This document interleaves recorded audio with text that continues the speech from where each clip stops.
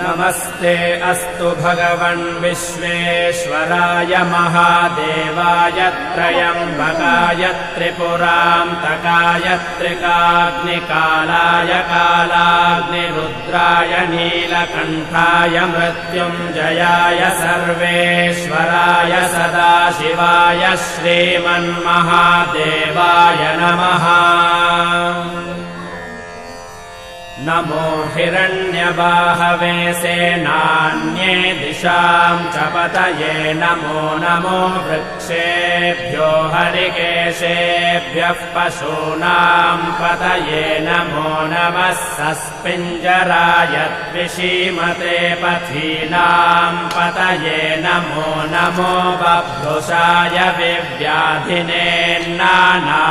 पतये नमो नमो हरिकेशाय योपवीति